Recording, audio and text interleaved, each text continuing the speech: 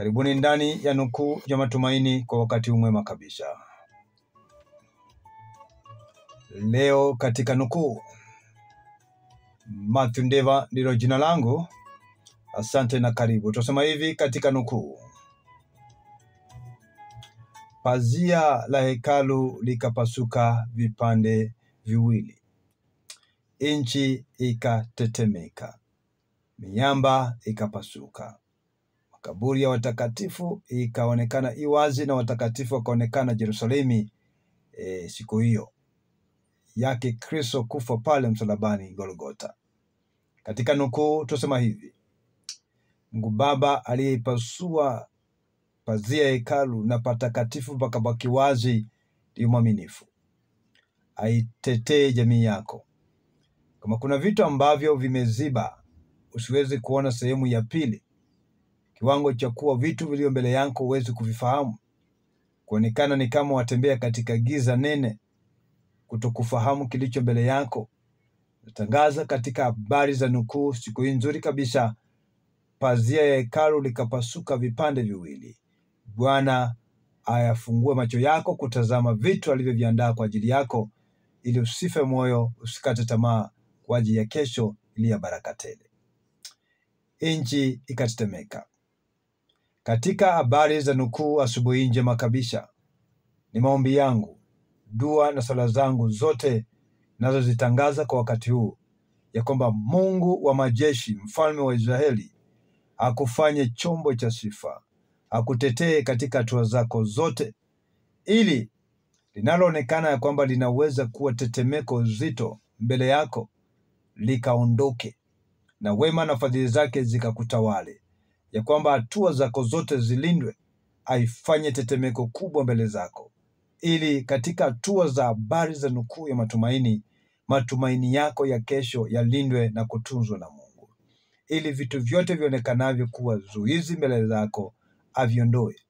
Vinavyoonekana vinaweza teka nyara njia zako azitoe, na kufanya chombo katika sifa za utukufu zake. Miamba ikapasuka.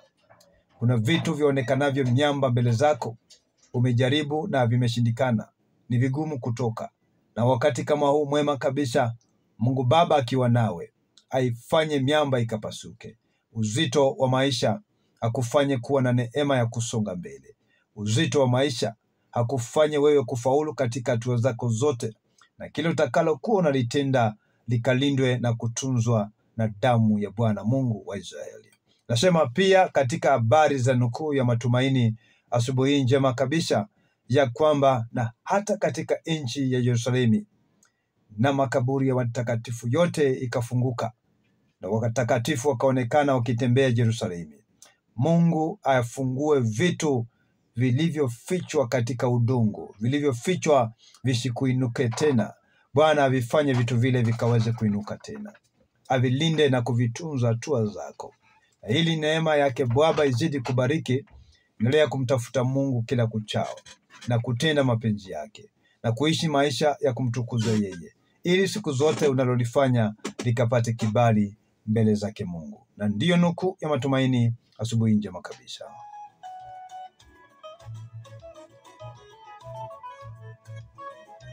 Ni ombi langu na matumaini yangu makubwa kabisa, katika njia zako zote unazozipita, hatua za baraka za Mungu zikuandame, na wema na fadhili zake Mungu zizidi kukaa pamoja nawe. Kibali chake kikutunze kwa hatua zako zote za kila nyakati.